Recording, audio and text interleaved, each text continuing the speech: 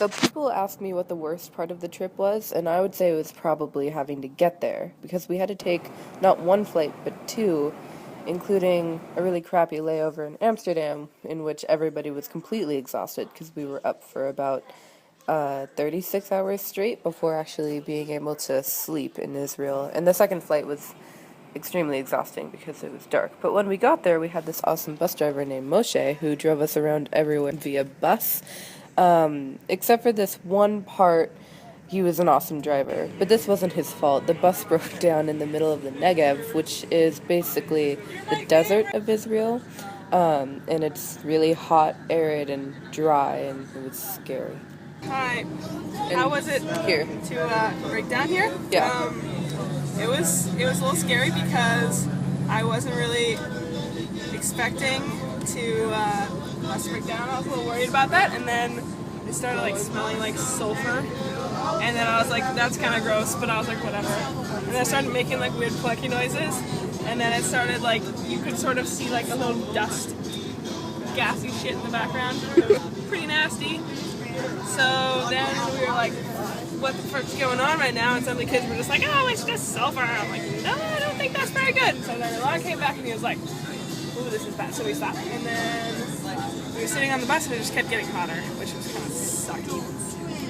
And then it was pretty cool because we went out and it wasn't like terribly hot because of that weird wind that made us really dehydrated. And then we went and walked the lawn and got to find a 90 million year old fossil, which is pretty much the coolest thing I have ever found ever. And that was really cool. And I just was like really afraid that I was just going to die of heat exhaustion, but I have not yet passed away from that reason, which is good. Yeah, I'm kind of glad the bus is here, but it would have been fine if we had like, even if it was like 2 hours, like I probably could have done that.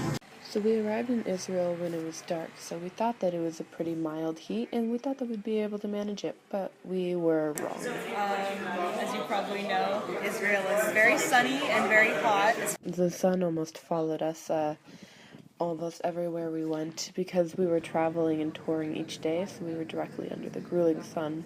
And actually the most surprising for me was the change of landscape, and it was very stark, because I'm used to evergreen trees and very mild temperatures, but being in the Negev, which is the desert of Israel, was probably the hardest for me just because we were walking around all day. Because it just felt like part of the Israel experience, and I actually didn't mind it as much as I mind, a hot Seattle day, which is like 82. Doesn't even count as a hot day. So the most astounding difference from Seattle, apart from the blatant heat, was probably how Israel looked. What do I think about the architecture? Well, for me, what I love about Israel is combining the old and the new. And so I love how you're walking down the street and you see this crazy modern building, which is kind of like new Israel, but then it's next to an absolute ruin from, 2,000 years ago. And for me, when you combine the two, it makes something really beautiful.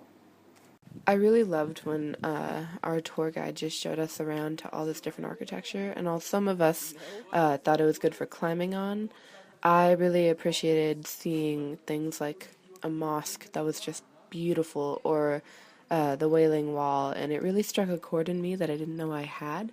And it was amazing to see Judaism just alive and well when our bus drove by a Israeli funeral in the middle of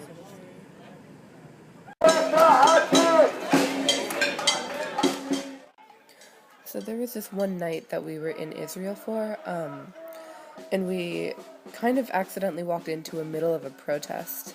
And the protest was about some natural gas that had been found, and a lot of people didn't want to export it, which was what the government was going to do. But as Americans, we kind of saw the protest as something very Israeli, and we didn't really care about what it was for. I think we were kind of in awe about the protest and how people were so active. Felt a little ridiculous. Just, like what they're just doing that. Yeah. But at the same time, like, I understand their need to protest, that they didn't, but no one listened to them, which is totally reasonable. Even if I'm not sure, I disagree with the decision that's being made. But it was also, I know, really cool to have it to be in it. Not in it, as you know, like literally them inside the protest.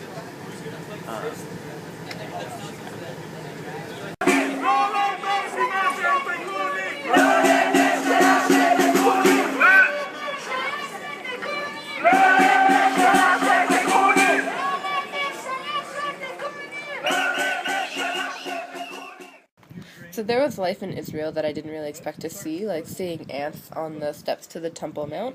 But there were also a ton of stray cats. We probably saw at least 75 or so on our trip, and they look totally different than the cats that I have at home. And the cats that I have are well fed and loved and kept after, obviously, and they look really healthy. But the cats in Israel looked really just malnourished. And feral, and it was strange to see so many cats around when I'm used to seeing them as domestic instead of as feral cats. Well, the first thing I was thinking about when I came here, because I went to Nepal this past spring, so a lot of my experience here, I've been kind of thinking about what's been similar, what's been different, and in Nepal there were a ton of stray dogs, and that was really... I'm not an animal person at all. I have a dog. I've always had a dog, but I really need to create a relationship with him, or so my old dog Moose had to create a relationship with him, and then I was fine, but it took like 4 years, and I just didn't really like him up until that point, so I would not say I'm super compassionate to animals, but it was really heartbreaking to see all these dogs and just feel like they didn't have homes, they looked really sick. So then when I came here, I was still sort of thinking about that, and I saw all these stray cats, and it just made me really sad, and I am wondering why, like, Israel, or the parts of Israel I've seen, seem a lot wealthier than the parts of Nepal I saw, but it was still just really sad to feel like these are creatures that don't have a home, and that made me really sad.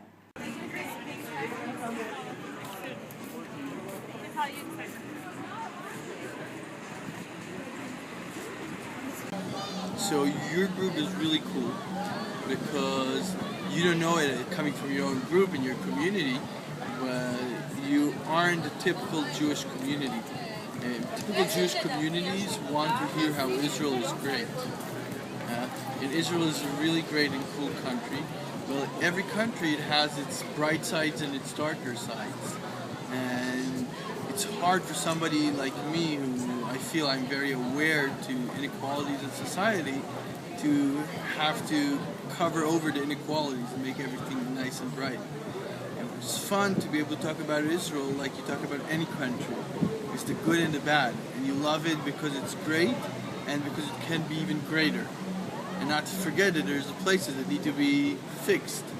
So with you, it's really fun to show the whole picture and leave you guys with like a understanding of everything, where it's better, where it's worse, and you make up your own choice without me having to push everything is fine. So that's a lot of fun for me, to be really forthright with you guys and not cover anything. The second thing that's really fun with your group was working with Rabbi Jonathan. It's not simple to work with a rabbi, because they have their ideas, and as a tour, as a guide, you don't want to step in somewhere will make the rabbi or the tour leader uncomfortable. And Rabbi Jonathan is really open, and we had a back and forth all the time. And I said something, he filled it in, he said something, I could add something to that, and he was very open, and that was a lot of fun to be with a group that had such a nice dynamic to it. I knew him, but not really in the context of a rabbi. I kind of knew him as a family friend, and my brother is super good friends with Robert, so I had done a couple Hanukkahs at his house, and I kind of knew him as a rabbi, but not my rabbi. So it's been really cool to get to know him and to see what an amazing relationship he has with all of the kids he has known for all of their lives.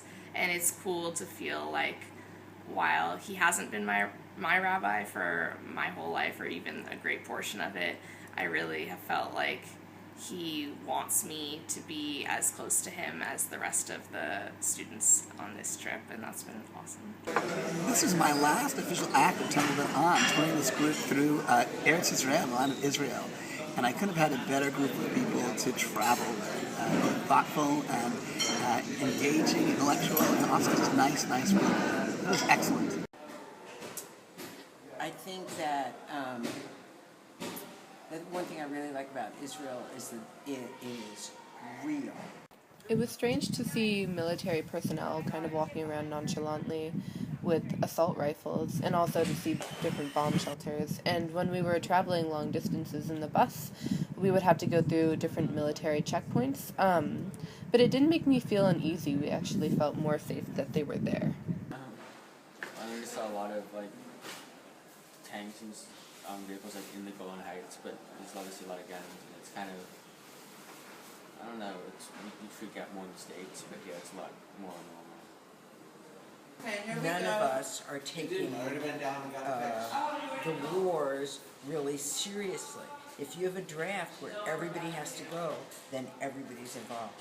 So I really feel like this is a world with many wars going on. The United States is the biggest arms dealer in the world and fighting wars, and you can't hardly tell, whereas in Israel you can. So I feel like I'm pleased with that, and I would like the United States to do that.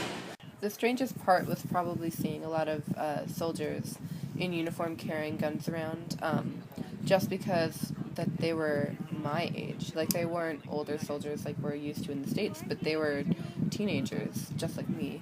So, in my view about going to the army, and my daughter going to the army, I think you have to remember that in places like the States, where going to the army is a choice that somebody has to make, here it's not. Everybody goes to the army. So it's not as, because everybody goes to the army, it's not as frightening as it would be. You know, it's people die in cars. I'm more worried that my daughter will have a boyfriend at one time with a motorcycle than about her going to the army. I don't feel like I've had a connection in any spiritual way to Judaism on a greater scale. So it's been really incredible for me to see and feel really a connection to this place. I realized that what was missing was like the hordes of sort of faceless people that I didn't know, and that I'd finally realized that I knew every single one of you. And that was, I don't know, it was really amazing. This trip is a pretty nice trip. And it's just funny being somewhere where everyone and everything that you see is Jewish. What's this bit? The top of the wall? Exactly!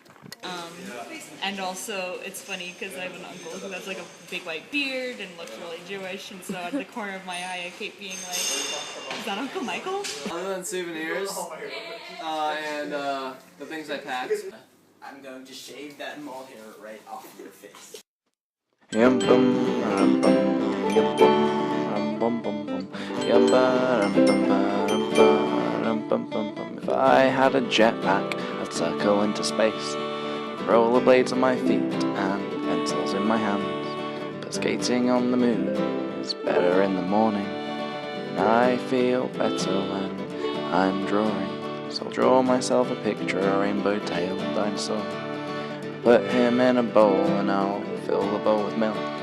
Suddenly everything seems so much calmer. Cats wearing bow ties, having tea with a llama.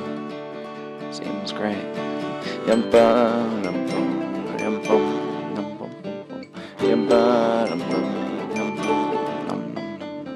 And even though I'm running late to such a rad party, I don't seem to mind that it's already started. My attire isn't fitting, and I think there was a theme. I must have misplaced the invitation that explained everything. So I fire up the jetpack and I head back home. But when I arrive, to my dismay, thought my friends are gone. Oh no, I think to myself I'll draw up some more. But all my pencils are broken and I left my paper on the moon. Oh, what a disaster.